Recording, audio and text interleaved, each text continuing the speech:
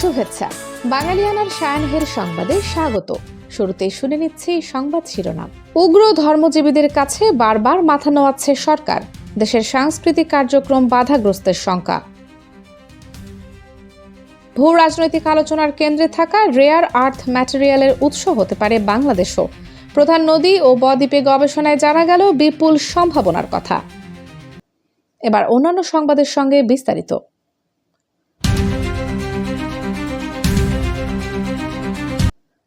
দেশের কিশোরগঞ্জ আর ব্রাহ্মণবাড়িয়ায় উগ্র ইসলামীজীবীদের কারণে বাতিল হয়ে গেছে কনসার্ট ও সাংস্কৃতিক অনুষ্ঠান। এর মধ্যে ব্রাহ্মণবাড়িয়ায় পণ্ড হওয়া অনুষ্ঠানটি খোদ পুলিশের ছিল। ইসলামজীবীরা পুলিশ লাইনে আক্রমণ চালিয়ে অনুষ্ঠান ভণ্ডুল করে দেয়। এরকম ঘটনা প্রথম নয়। এর আগেও ব্রাহ্মণবাড়িয়ায় ইসলামজীবীদের চেষ্টায় একটি চলচ্চিত্রের প্রদর্শনী বন্ধ হয়ে গিয়েছিল। সরকারের দায়িত্ব অনুমোদিত এসব অনুষ্ঠান যেন নিরাপদে হতে পারে তা নিশ্চিত করা। কিন্তু প্রশ্ন উঠছে, এসব উগ্র ইসলামজীবী কি সরকারের থেকে, রাষ্ট্রের থেকে, রাষ্ট্রযন্ত্রের চালিকা শক্তিগুলো থেকেও শক্তিধর? 19 আগস্ট বুধবার কিশোরগঞ্জের পুরনো স্টেডিয়ামে কয়েকটি ব্যান্ডের কনসার্ট স্থগিত করা হয়েছে। কনসার্টটি বিকেলে হওয়ার কথা ছিল। এর আগে মঙ্গলবার কনসার্টটি বন্ধের দাবি জানিয়ে জেলা প্রশাসকের কাছে স্মারকলিপি দিয়েছিল ইমাম ওলামা পরিষদ কিশোরগঞ্জ সদর শাখা। সংগঠনটির সভাপতি মাওলানা আহমদুল্লাহ স্বাক্ষরিত ওই স্মারকলিপিতে পুরনো স্টেডিয়ামে কনসার্ট আয়োজন বন্ধের দাবি জানানো হয়। স্মারকলিপির অনুলিপি দেওয়া হয় পুলিশ সুপার, সদর উপজেলা নির্বাহী কর্মকর্তা, ইউএনও ও সদর থানায়। শেষ পর্যন্ত জেলা প্রশাসন এই ইসলামজীবীদের আবদারি মেনে নেয়। তবে এর চেয়েও গুরুতর ঘটনা ব্রাহ্মণবাড়িয়া জেলা পুলিশের সাংস্কৃতিক অনুষ্ঠানে বাধা দেওয়ার জেরে মাদ্রাসার শিক্ষার্থীদের সঙ্গে পুলিশের সংঘর্ষের ঘটনা ঘটেছে। এতে পুলিশ সদস্য সহ অন্তত 30 জন আহত হয়েছেন। এ ঘটনার পর সাংস্কৃতিক অনুষ্ঠান পণ্ড হয়ে যায়। 18 আগস্ট মঙ্গলবার রাত 11:30টার দিকে শহরের পশ্চিম ম্যাড্ডা এলাকায় পুলিশ লাইন্স মাঠের ড্রিল শেডে এ ঘটনা ঘটে। এ ঘটনার পর রাত 2:30টা পর্যন্ত শহরের বিভিন্ন সড়কে অবস্থান নিয়ে বিক্ষোভ করেন মাদ্রাসার শিক্ষার্থীরা। তারা পুলিশ সদস্যদের বিচার, কনসার্ট বন্ধ সহ বিভিন্ন দাবি জানান। পরে উভয় পক্ষকে নিয়ে সভা করে পরিস্থিতি শান্ত করেন জেলা পরিষদের প্রশাসক ও জেলা বিএনপির সাধারণ সম্পাদক সিরাজুল ইসলাম বলেন, ভোর পর্যন্ত আলোচনা চলে। সিসিটিভি ক্যামেরার ফুটেজ দেখে আমরা দোষীদের চিহ্নিত করব। ফুটেজে সবটাই দেখা যাবে।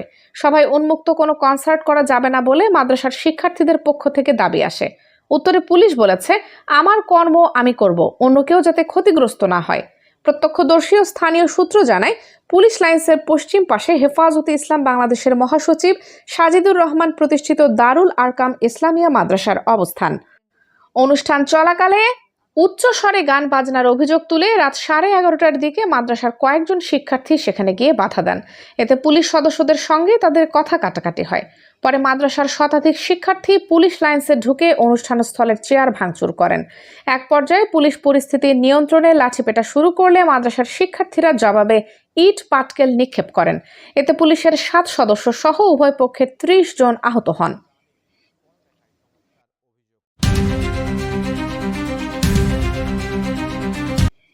পরিচ্ছন্ন জ্বালানি ও উচ্চ প্রযুক্তি শিল্পের অপরিহার্য কাঁচামাল, বিরল মৃত্তিকা, মৌল বা রেয়ার আর্থ এলিমেন্টস সরবরাহ ঘিরে বিশ্বজুড়ে ভূ রাজনৈতিক প্রতিযোগিতা তীব্র হচ্ছে।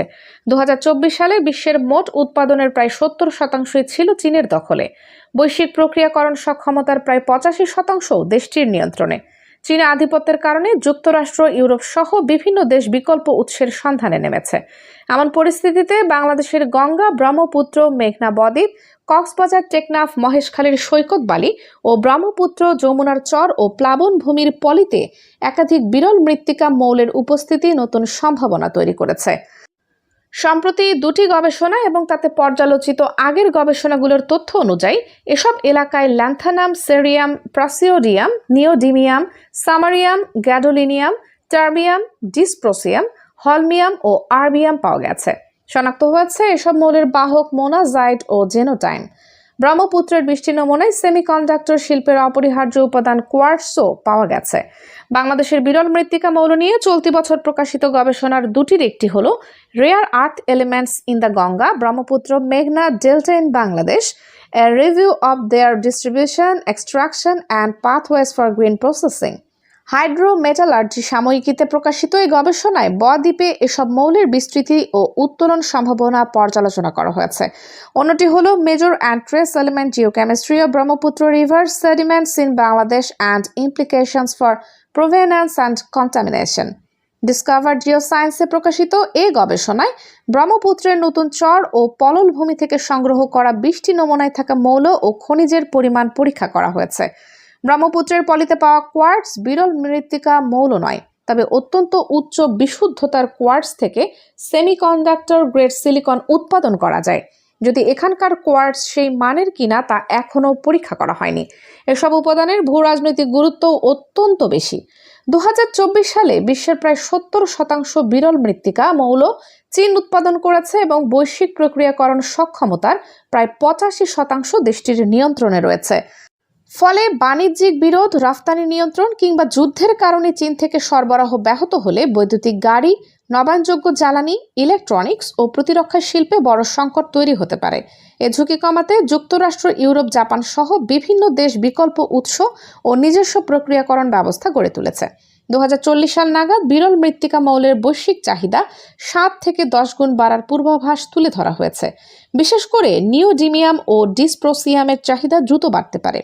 তাই বাংলাদেশে অর্থনৈতিকভাবে উত্তোলনযোগ্য মজুদ নিশ্চিত করা গেলে এসব মৌল ভবিষ্যতে দেশের উচ্চ প্রযুক্তি শিল্পের কাঁচামাল, রফতানি পণ্য ও আঞ্চলিক সরবরাহ ব্যবস্থার অংশ হয়ে উঠতে পারে বলে মনে করেন সংশ্লিষ্টরা।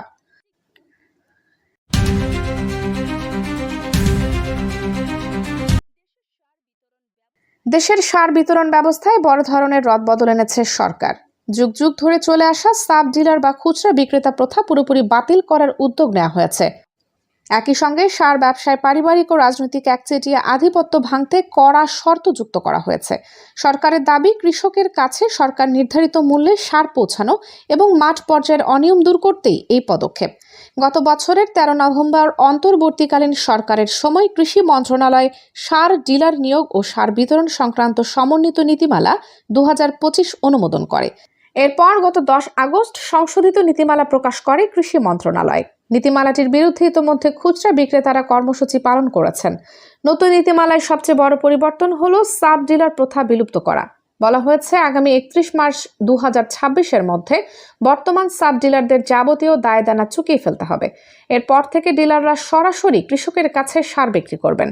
প্রান্তিক কৃষকদের সুবিধার জন্য প্রতিটি ডিলারের মূল গুদামের বাইরে নিজ এলাকায় আরও 2টি বিক্রয় কেন্দ্র থাকবে।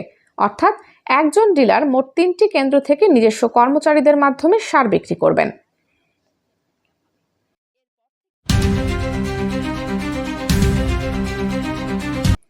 চলতি 2026 সালের প্রথম 4 মাসে অপরিশোধিত জ্বালানি তেল বিক্রি থেকে $7.5 বিলিয়ন মার্কিন ডলার বৈদেশিক মুদ্রা আয় করেছে ইরান। মার্কিন যুক্তরাষ্ট্র ও ইসরায়েলের অব্যবহৃত সামরিক অভিযান এবং আন্তর্জাতিক কঠোর নিষেধাজ্ঞার মধ্যে দেশটি এই রাজস্ব অর্জন করতে সক্ষম হলো। ইরানের আধা সরকারি সংবাদ সংস্থা ফার্স এর বিশেষ প্রতিবেদনে এই তথ্য প্রকাশ করা হয়েছে। প্রতিবেদনে বলা হয়, অর্জিত সমস্ত বৈদেশিক মুদ্রা ইতোমধ্যে ইরানের কেন্দ্রীয় ব্যাংকের রিজার্ভে জমা দেওয়া হয়েছে। প্রতিবেদনে বলা হয়, অর্জিত সমস্ত বৈদেশিক মুদ্রা ইতিমধ্যে ইরানের কেন্দ্রীয় ব্যাংকের রিজার্ভে জমা দেওয়া হয়েছে। ইরানের তেল মন্ত্রণালয়ের প্রাপ্ত তথ্যের ভিত্তিতে ফার্স নিউজ বলেছে, চলতি বছরের জানুয়ারি থেকে এপ্রিল পর্যন্ত পাওয়া এই আয় গত বছরের একই সময়ের তুলনায় 1.5 গুণ বা 50% বেশি।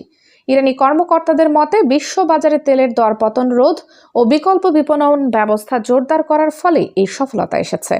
ইরানি কর্মকর্তাদের মতে, বিশ্ববাজারে তেলের দরপতন রোধ ও বিকল্প বিপণন ব্যবস্থা জোরদার করার ফলে এই সফলতা এসেছে।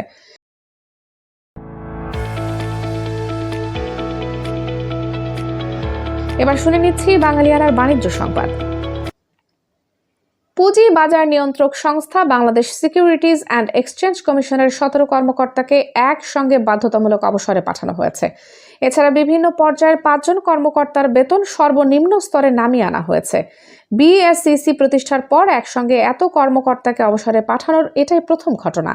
জানা যায়, গত বছরের 5 মার্চ বিএসইসির তৎকালীন চেয়ারম্যান খন্দকার রাশেদ মাকসুদ ও অন্যান্য কমিশনারদের কয়েক ঘন্টা অবরুদ্ধ করে রেখে নাজেহালের ঘটনায় সরকারের শীর্ষ পর্যায়ের নির্দেশে মোট 22 কর্মকর্তার বিরুদ্ধে ব্যবস্থা নিয়েছে বিএসইসি।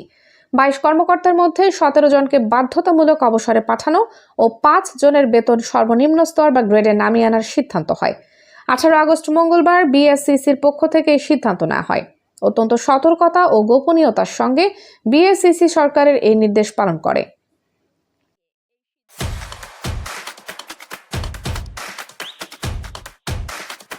এবার শুনে নিচ্ছি বাঙালিয়ানার ক্রীড়া সংবাদ।